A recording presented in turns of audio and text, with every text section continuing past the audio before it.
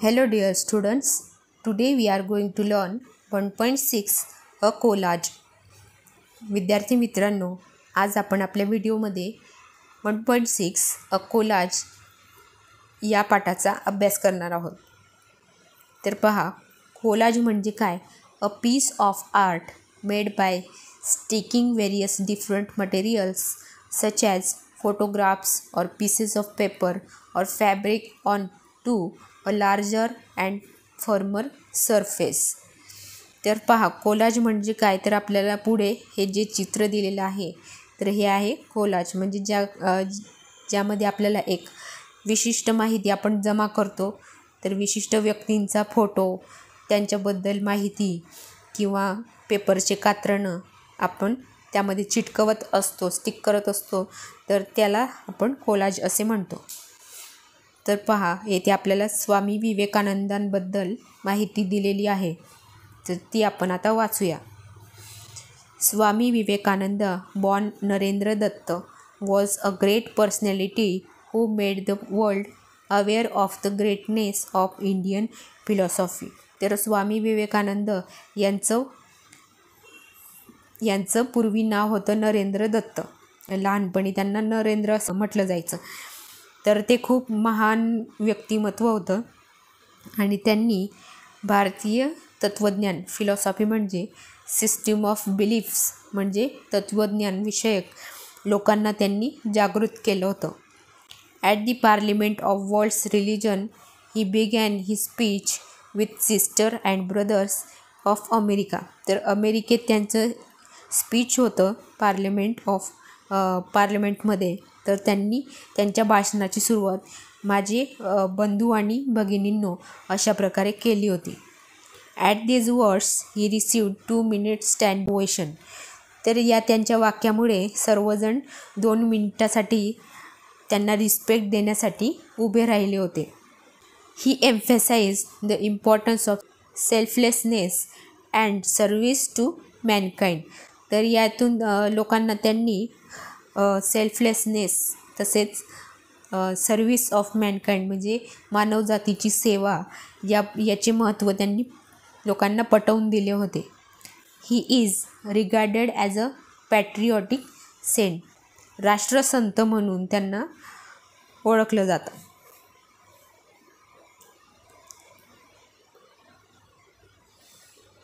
Arise, awake and stop not until the goal is rich.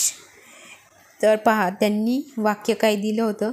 उठा, जागी व्हा आणि तुमचे गोल, तुमचं ध्येय जोपर्यंत तुम्ही गाठत नाही तोपर्यंत थांबू नका. तर हे त्यांचं वाक्य होतं. Talk to yourself at least 1 in a day. म्हणजे तुमच्या स्वतःशी तुम्ही दिवसातून एकदा तरी कॉन्व्हर्सेशन करा, स्वतःशी बोला. Otherwise you may miss the meeting with an excellent person in the world. तसं नाही केलं चांगल्या एक्सलेंट पर्सनला भेटण्याचं तुमचं राहून जाईल. म्हणजे स्वतःमध्येच एक खूप एक्सलेंट पर्सन लपलेला आहे. तर आपण स्वतःशी दिवसातून एकदा तरी बोललं पाहिजे, जेणेकरून आपल्यातल्या व्यक्तिमत्वाशी आपण एकदा तरी भेट घेऊ शकू, जे की खूप छान आहे, खूप एक्सलेंट आहे. तर पहा, पुढे एक चित्र दिलेलं आहे आणि हे चित्र कशाचं आहे हे तुम्ही शोधून काढा इंटरनेटवर. तर हे चित्र कन्याकुमारीचं आहे. कन्याकुमारी हे भारताच्या अगदी शेवटच्या टोकाला आहे. Fill the brain with high thoughts, highest ideals, place them day and night before you and out of that will come great work. तर तुमच्या मेंदूमध्ये नेहमी उच्च विचार आणि आदर्श असले पाहिजेत, ज्यांचा की तुम्ही दिवसरात्र विचार केला पाहिजे. त्यामुळे काय होईल की तुमच्या हातून एक चांगले कार्य घडेल. Take up one idea, make that one idea your life, think of it, dream of it, live or that idea. Let the brain, muscles, nerves, every part of your body be full of that idea and just leave every other idea above. This is the way to success. तर success मिळवण्यासाठी काय करायचं की आपल्या मनामध्ये एक idea, कल्पना आपल्या मनामध्ये तयार व्हायला पाहिजेत आणि त्याचे आपण स्वप्न बघितले पाहिजेत. तर आपल्या पूर्ण शरीरात, आपल्या मेंदूमध्ये, आपल्या स्नायूंमध्ये, आपल्या नर्व्समध्ये, प्रत्येक शरीराच्या प्रत्येक भागामध्ये ती कल्पना भिनली पाहिजे आणि ती अंमलात आणली पाहिजे, जेणेकरून आपल्याला सक्सेस मिळेल. Whatever you think that you will be, if you think yourself weak you will be. तर पहा, जो तुम्ही विचार करता तेच तुम्हाला मिळत असतं. म्हणजे जर तुम्ही स्वतःला वीक मानलं तर तुम्ही खरंच वीक होणार. If you think your self strong you will be. जर तुम्ही असा विचार केला की मी स्ट्रॉंग आहे, तर तुम्ही स्ट्रॉंग होणार. तर पहा, या कोलाजमध्ये किती छान छान प्रकारचे विचार दिलेले आहेत. तर हे विचार स्वामी विवेकानंद यांचे आहेत. तर खाली आपल्याला काय सूचना दिलेली आहे ते आपण आता वाचू. Gather information about your favourite great historical personality. तर तुमच्या कोणत्याही आवडत्या ग्रेट पर्सनॅलिटीबद्दल तुम्हाला इन्फॉर्मेशन जमा करायची आहे.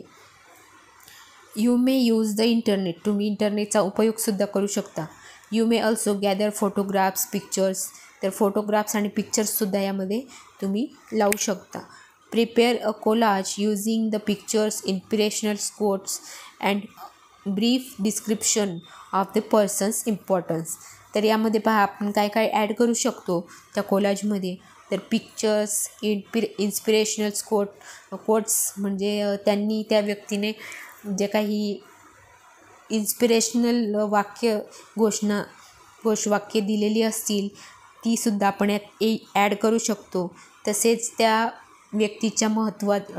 व्यक्तीबद्दल काही महत्त्वाच्या गोष्टी त्यामध्ये ॲड करायचे, त्याचे वर्णन करायचे.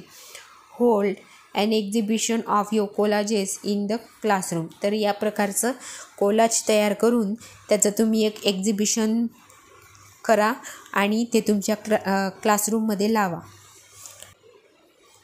तर पहा, या 1.6 कोलाज काय असतं हे आपण समजून घेतलेलं आहे आणि त्या प्रकारचं कोलाज तुम्हाला तयार करायचं आहे तुमच्या एखाद्या आवडत्या हिस्टॉरिकल पर्सनॅलिटीचं. तर विद्यार्थी मित्रांनो, व्हिडिओ आवडला असेल तर व्हिडिओला लाईक शेअर जरूर करा. जे कोणी विद्यार्थी आपल्या चॅनलला नवीन असतील त्यांनी चॅनल सबस्क्राईब करा. धन्यवाद.